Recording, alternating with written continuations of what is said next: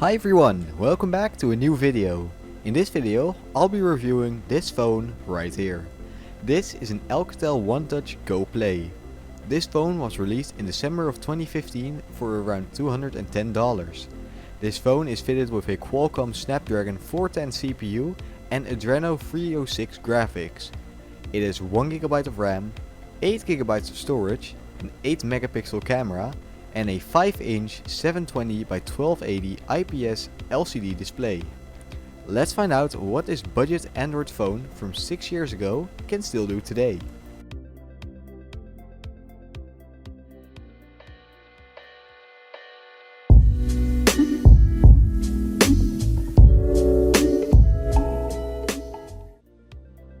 Alright, time to unbox the phone.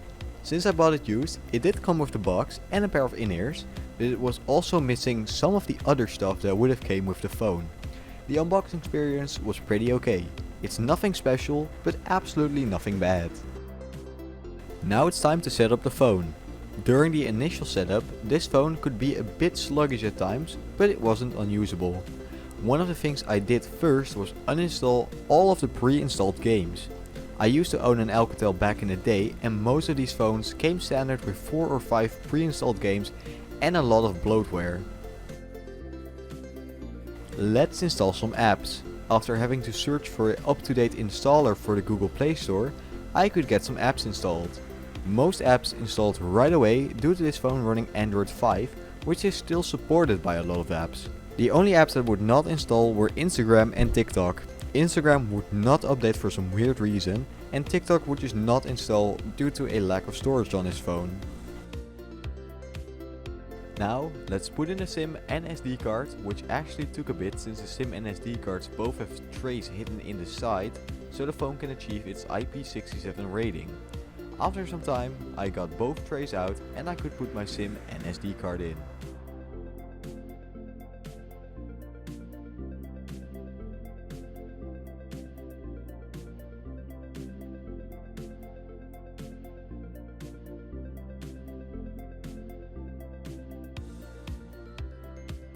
Let's test out some social media apps. WhatsApp could be pretty slow at times, but not unusable once it was set up, and overall it worked quite well. Even things like stickers and sending photos worked quite okay.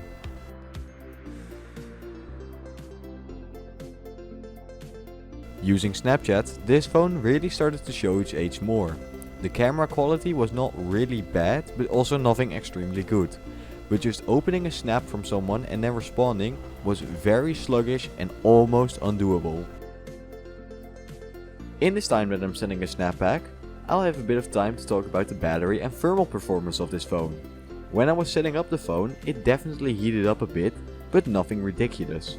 The battery life of this phone is also quite good, lasting me up until this part of the review at least 2 hours of usage with only around 20% drain. Using Discord was a really pleasant experience. Discord would not install in the Play Store, but I managed to download an older version online which still worked, and with that version installed, Discord was by far the smoothest messaging experience on this phone. Then it was time to watch some YouTube on this phone.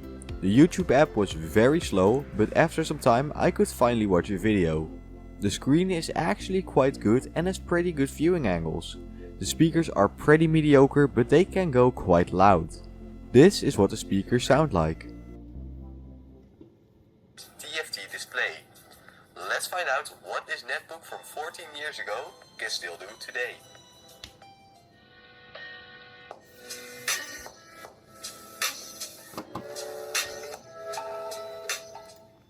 Alright, first off, I took this netbook apart so I could replace the thermal.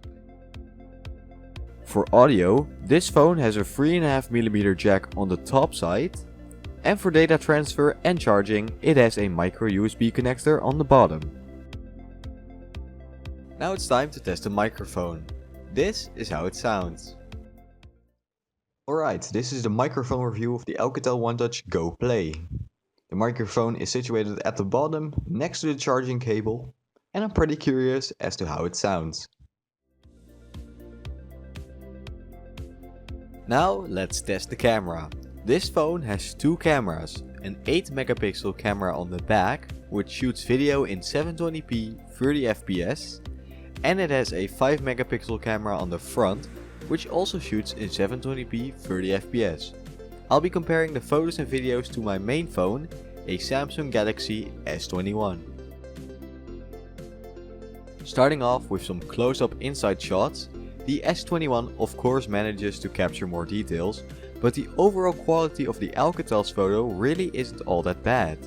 The second picture, a shot of an object with a bright background, the S21 manages to capture more details, especially in terms of brightness, but the Alcatel still doesn't do all that terrible for a 2015 budget phone. Comparing a shot of outside scenery, the Alcatel has some pretty washed out colors, but it's still pretty decent.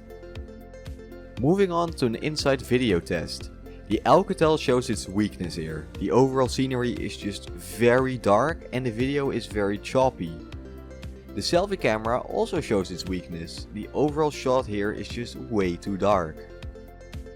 Moving over outside, with this shot of some flowers, you can definitely start to see the limitations of the sensor that Alcatel used.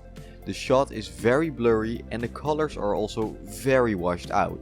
But to be fair, the S21 also did quite a lot of post-processing to this image.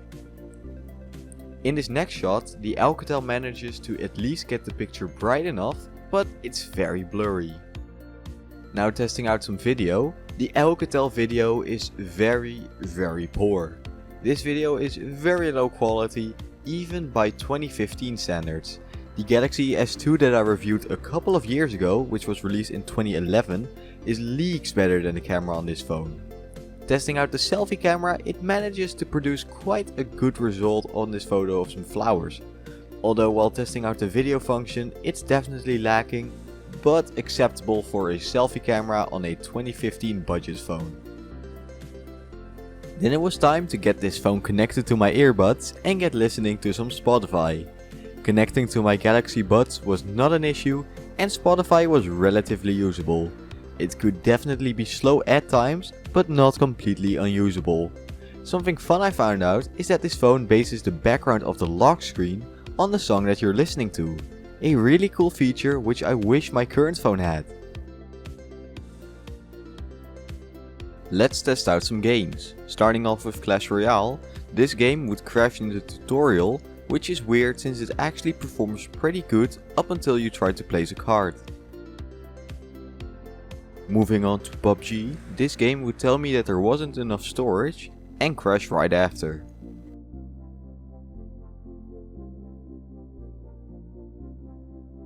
The only game I managed to get working was chess.